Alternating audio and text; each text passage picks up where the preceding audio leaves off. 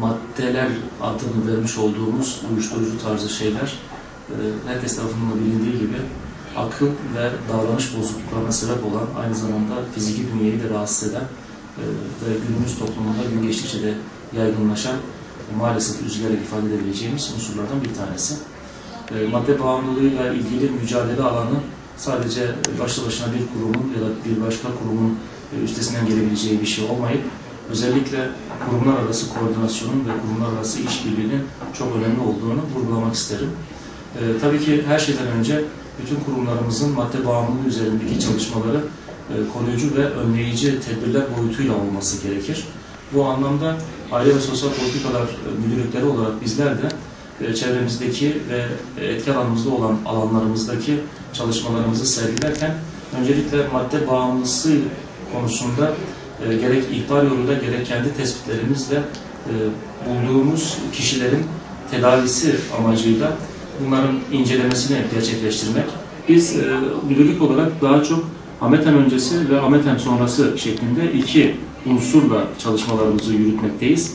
AMETEM öncesi dediğimiz gibi madde kullanan kişilerin tespiti, bunların ailelerine yönelik olarak aile incelemelerinin gerçekleştirilmesi, varsa ailenin bu anlamda bağımlılık yapıcı maddelere karşı ilgisi olan diğer fertlerinin tespitinin yapılarak onlara rehabilitasyon çalışmalarının gerçekleştirilmesi, danışmanlık hizmetlerinin verilmesi şeklinde tezahür etmekte. Madde bağımlısı olan kişinin tespitinden hemen sonra kendisinin tedaviyi kabul etmesi boyutuyla gündeme gelmekte ve bu alanda kişi ikna edilmeye çalışılmakta. Bu ikna neticesinde de tedaviyi kabul eden hastamızın AMETEM'lere yönlendirilmesi ve sağlık müdürlüklerimizce, üniversitelerimizce tedavisinin gerçekleşmesi sağlanmakta.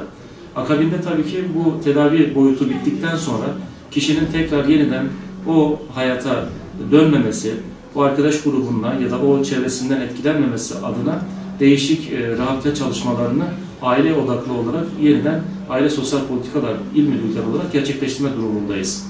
Bu tedavi ortamı ortadan kalkınca madde bağımlısı olan kişiyle ilgili aile nakli yardım uygulamaları yine aynı şekilde devam etmekte.